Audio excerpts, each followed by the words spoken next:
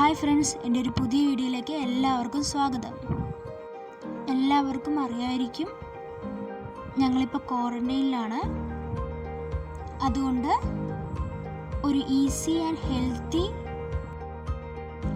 Lunch recipe ആയിട്ടാണ് ഞാൻ വന്നിരിക്കുന്നത്. അത് നമ്മുടെ ഈ ലോക്ക്ഡൗൺ സമയത്ത് വീട്ടിലുള്ള സാധനങ്ങൾ കൊണ്ട് ഹെൽത്തി ആയിട്ട് നമുക്ക് ഫുഡ് ഉണ്ടാക്കാം. ആവുന്നതും പുറത്തെ ഫുഡും ജങ്ക് ഫുഡും ഓയിലി ഫുഡും ഒക്കെ ഒഴിവാക്കി നമ്മൾ ഹെൽത്തി ആയിട്ട് ഭക്ഷണം കഴിക്കാനായിട്ട് ശ്രദ്ധിക്കുക. അതുകൊണ്ട് നമ്മൾ ഈസി ആയിട്ടുള്ള ഒരു ലഞ്ച് റെസിപ്പി, ഞങ്ങളുടെ ഇന്ന് 23rd ഡേ ആണ് ക്വാറൻറ്റൈൻ. അപ്പം നിങ്ങളെ കൂടെ കാണിക്കാമെന്ന് വിചാരിച്ചത്. അപ്പോൾ നമുക്ക് വീഡിയോയിലോട്ട് പോവാം.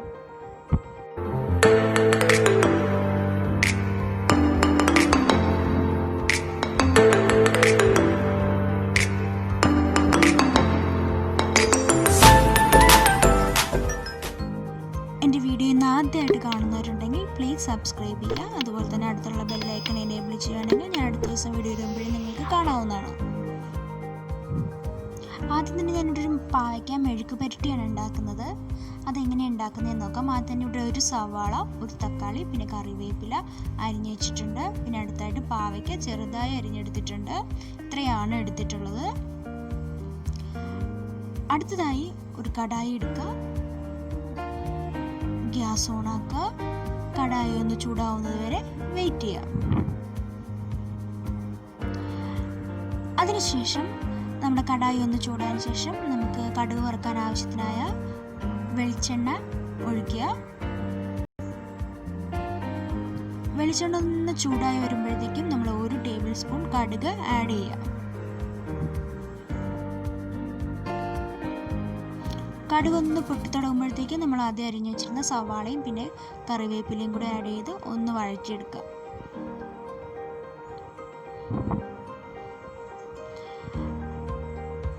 അതിനോടൊപ്പം തന്നെ നമ്മൾ ആദ്യം അരിഞ്ഞു വെച്ചിരുന്ന പാവയ്ക്ക അതും കൂടെ ആഡ് ചെയ്ത് കൊടുക്കുക.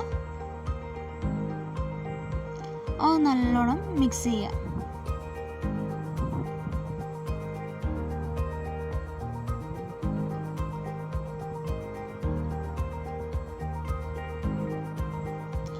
അതിനുശേഷം നമുക്ക് പാകത്തിന് ഉപ്പും കൂടെ ആഡ് ചെയ്ത് കൊടുക്കുക. അതിനോടൊപ്പം തന്നെ നമ്മുടെ എരിവിനനുസരിച്ച് 1 ടേബിൾ സ്പൂൺ മുളക് പൊടി ആഡ് ചെയ്യുക. അതിനുശേഷം ഒരു 1/2 ടേബിൾ സ്പൂൺ മഞ്ഞൾപ്പൊടി, 1/2 ടേബിൾ സ്പൂൺ കായം, ഇത്രയും ആഡ് ചെയ്തതിന് ശേഷം നല്ലോണം വഴറ്റിയെടുക്കുക.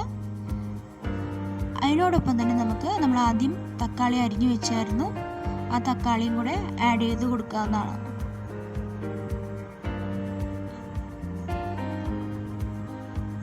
അത് നല്ലോണം മിക്സ് ചെയ്യുക.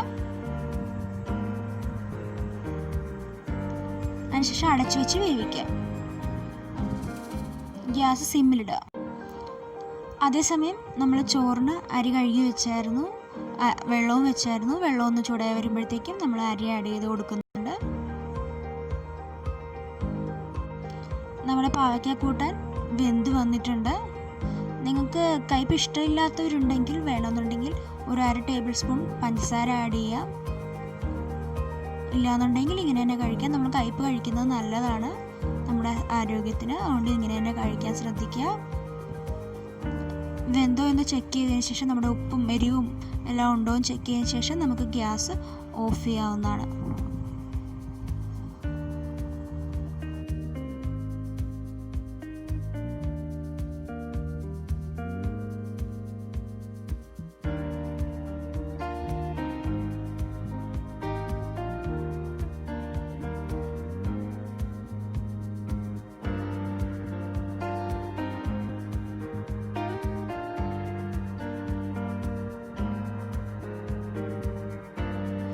അതേസമയം ഇവിടെ ചോറ് ആയിക്കൊണ്ടിരിക്കുകയാണ്.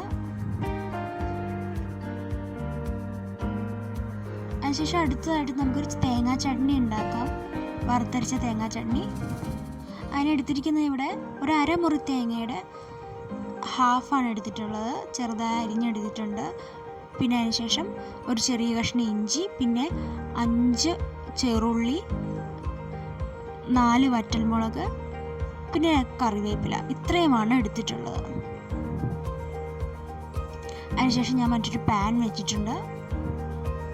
ഗ്യാസ് ഓണാക്കിയ ശേഷം പാൻ ഒന്ന് ചൂടാക്കുക.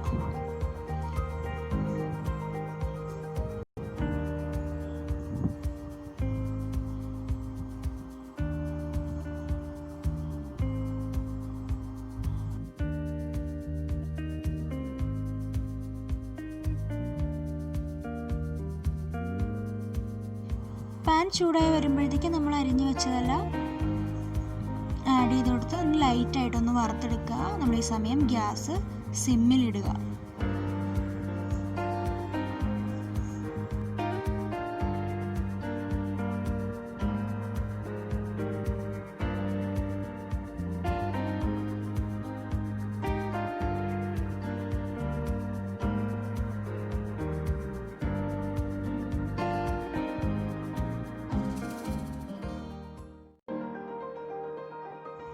നമ്മൾ ഏകദേശം വറുത്ത് വന്നിട്ടുണ്ട്.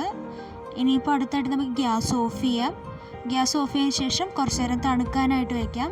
തണുത്ത് വന്നതിന് ശേഷം നമുക്ക് അരച്ചെടുക്കാം. അതേസമയം നമ്മുടെ ചോറായിട്ടുണ്ട്. ഇനി ചോറ് വാർത്തെടുക്കാം.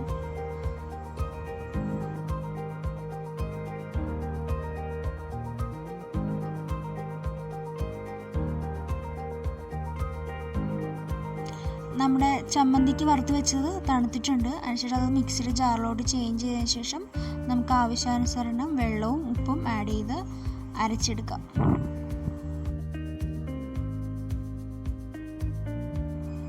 ഇതുണ്ടോ, ഈ ഒരു പരുവത്തിലാണ് ഞാൻ എടുത്തിട്ടുള്ളത്. നിങ്ങൾക്ക് വെള്ളം കൂടുതൽ വേണമെന്നുണ്ടെങ്കിൽ ആഡ് ചെയ്യാവുന്നതാണ്. ഞാൻ ഈ ഒരു പരുവത്തിലാണ് എടുത്തിട്ടുള്ളത്.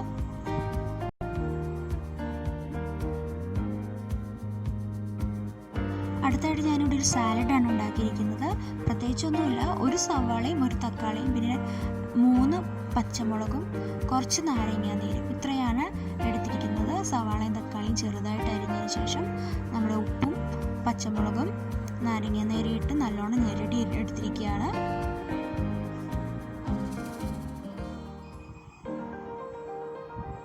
വേണമെന്നുണ്ടെങ്കിൽ നിങ്ങൾക്ക് തൈരും കൂടെ ആഡ് ചെയ്യാവുന്നതാണ് കേട്ടോ. ഞാനിവിടെ ആഡ് ചെയ്തില്ല എന്നേ ഉള്ളൂ.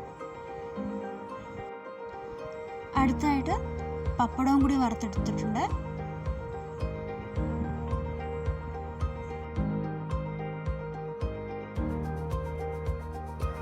എല്ലാം റെഡി ആയിട്ടുണ്ട്. സാലഡ്, ചോറ്, പാവയ്ക്ക മെഴുക്ക് പുരട്ടി, ചമ്മന്തി, പപ്പടം എല്ലാം റെഡി ആയിട്ടുണ്ട്. ഇനി നമുക്ക് സെർവ് ചെയ്യാം. ഇന്നത്തെ വീഡിയോ എല്ലാവർക്കും ഇഷ്ടമായി എന്ന് കരുതുന്നു. ഇഷ്ടമായാൽ തീർച്ചയായും ലൈക്ക് ചെയ്യുക, അതുപോലെ തന്നെ ഷെയർ ചെയ്യുക, കമൻറ്റ് ചെയ്യുക. ഇതുവരെ സബ്സ്ക്രൈബ് ചെയ്യാത്തവരുണ്ടെങ്കിൽ തീർച്ചയായിട്ടും സബ്സ്ക്രൈബ് ചെയ്യുക. മറ്റൊരു വീഡിയോയിലൂടെ കാണുന്നവരെ ബൈ. Thank you.